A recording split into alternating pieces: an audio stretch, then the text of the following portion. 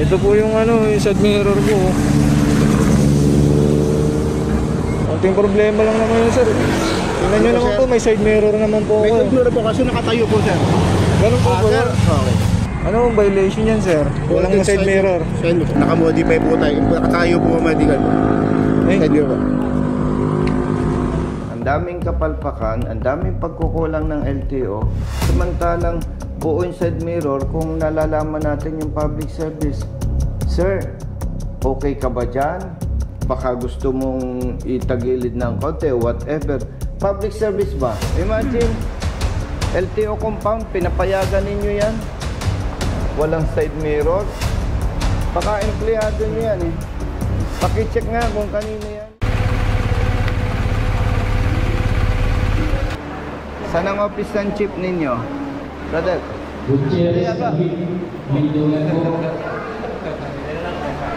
Andiyan si Hepe. Ito po, Chief. Ikaw ba ang chief? Apo. Kumusta? Kailan ka pa dito, chief? Ano lang po nung July... July, August. Apo, 2 months pa lang. Pati ang ticket mo? Dito po.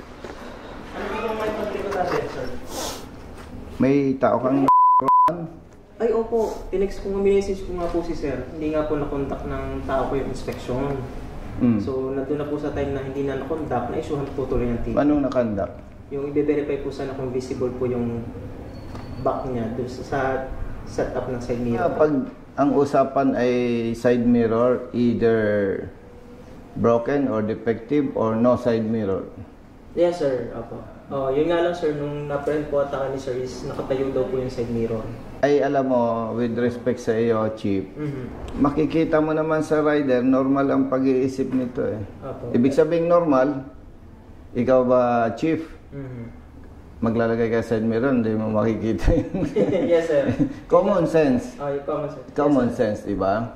Apo, parang ang ano ko dito, sir, nung nalaman namin, ang na-ticket niya is improper installation. Patingin nga. Sir. Brother, ikaw yung enforcer?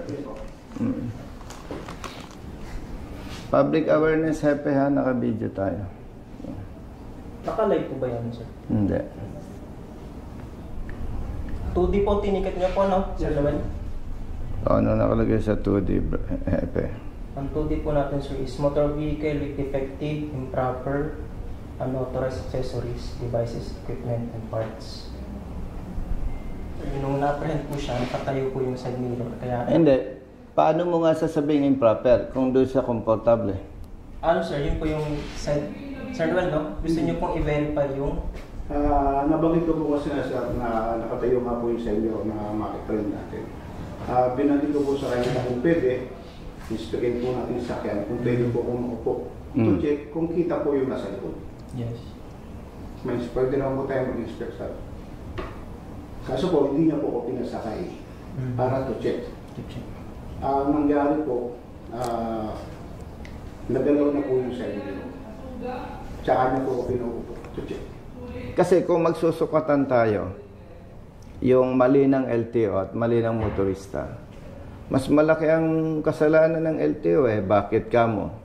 Ang daming LTO hindi marunong bumasa ng rehistro. Ang daming LTO, auxiliary lights, hindi alam yung tamang pagpapatupad. May mga kaso pa dyan, chief, na mali ang nailagay Brother Matt sa expiration ng lisensya. Tapos nahuli siya. Expired pala.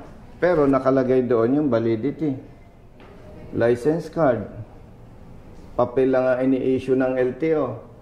Nababasa yung papel. Parang bond paper lang. May license card na ba kayo ngayon? Meron na po. Plaka. Ilang taon na.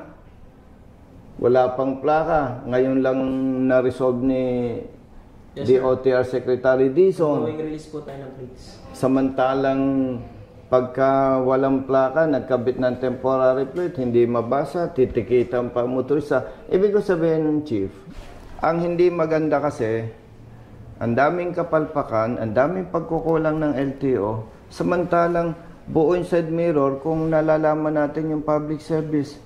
Sir, okay ka ba dyan? baka gusto mong itagilid ng konti, whatever. Public service ba? Yeah, po. Parang ang nangyayari, magkakaaway ang motorista at LTO eh. Ano pa? May mga nanghiram lang ng van, tapos yung mga nakasakay magsishare ng pan-diesel. Kulorong na. Kaninong motorsiklo yung nasa labas? Tingnan ko nga. Sama mo nga ako, Hepe. Motorcycle po na. Sa'yo, Oo. sir? Yes. Hindi po.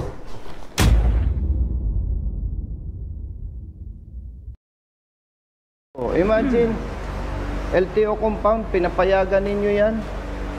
Walang side mirror. Baka empleyado nyo yan eh. Pakicheck nga kung kanino yan. Sige. Salamat po. Hihintayin ko, Chip, kung kanino yan. Pahanap po na. Kanino daw? Kanino daw? JT po pala mga. Oh, kita mo, Brother Matt. Pa-check mo nga. May rehistro. Pakita mo nga kay Hepe. O, kita mo? O, walang dalang rehistro. Kita mo, hindi mamaneho ng OJT mo, walang rehistro. So, dyan pa lang, Hepe, nag-uumpisa pa lang, may pang-aabuso na.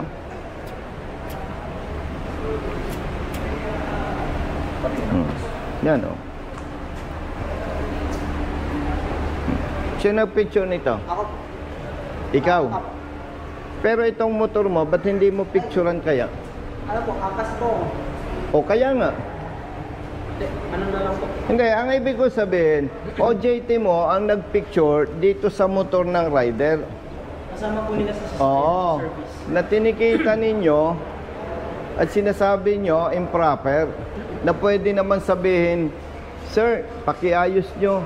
Siya pa palang nagpicture. Tapos yung kanyang sinasakyang motorsiklo, walang side mirror. Kayo ang nagpapatupad ng batas, counting diferensya, huli. Pero yung inyong OJT, no side mirror, no ORCR carried. O, sa ngalan ng public service, Hepe, ipacheck mo kung nakarehistro yan. Parehistro po. Yung ano po, yung mga 3 buwan po. Oh, hindi rehistrado. Ano po yun, nilistop po yun. Oh, nasaan lisensya mo? Wala mo siya. Hindi dito po sa board. Bali magkasama po silang dalawa. Plus, no side mirror. 12,000 plus 5,000, 17,000. 800 to 150. Brother Jerry,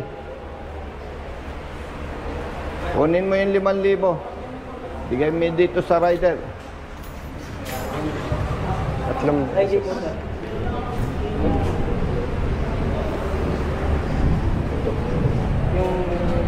Yung ID mo. Yung ID ba sir? Nabasa po yun. Hindi, yung ano mo. Yung ID, valid ID. Ayun po. Kunin mo. Yung mali na nakikita ko, dapat nating itama. Itong rider, hindi ko na pagkokontesin. Oh, brother. Sige na. Kita mo sir. Sige. Hindi na tayo Sulat mo yung magko-contest. plaka, sir. Side mirror. Expired registration. Brother, halika. Ikaw ang nagpicture during operation, di ba? Pakipicturean mo na din yung motor mo. Probayad na po siya. Bayaran mo na lang yung multa. Epe, sana wag nang maulit yung ginawa ng tao mo. Apo, pagsabayan mo lang po sir. Remind. Sige. Thank you. Thank you. Sana last na ito, Hepe. Apo. Nasaan yung ticket? Picturean ko lang yung TOP number.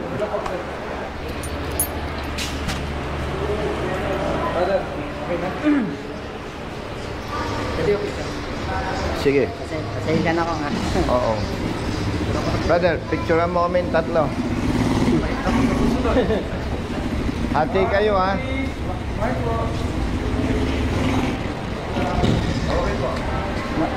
Alam ko, mabigat para sa inyo. Pero kailangan matuto tayo. Kayo, habang bata pa, matuto na. OJT kayo, considered employee pa rin kayo. Kaya dapat, kayo yung unang sumusunod. Sige, thank you. Sensya na kayo. Ha? Diretso na. Rider po. Okay na. Oh. Ha? Sige. Ayos. Nakuha mo na yung license mo. Oh, nasa iyo na. Sige. Tawag lang sa Multa tayong 5,000, multa sila ng 17,000 pesos. Di ba? No? Sige. Ingat, brother. Madam, salamat sa offer. Huwag kang pagala-gala, baka ma-islat siya. Mga ano to, Ingat po.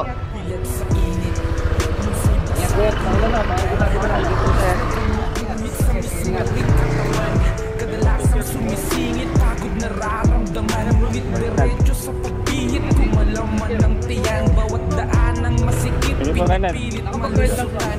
Marating lang ang lugar na dapat pupuntahan. Maihatid okay na, lulusot na yan. serbisyong nakalaan para sa mga tao kailangan kong pagsilbihan. Napili kong hanap buhay, makipagsapalaran. Magdamag man sa daan, puyat man ay tatatagan. Para sa pamilya ko na laging nakaabang. Handa akong gawin lahat, mabuhay lang ng marangal. Kahit pa may sandaling tila ba natatapakan ng karapatan sa tuwing minsan ay nararanasan. Di patas na pagtingin ng ilang nanunungkulan. Mga taong abusado sa kimsa kapangyarihan. Mga badi ka nag-isa,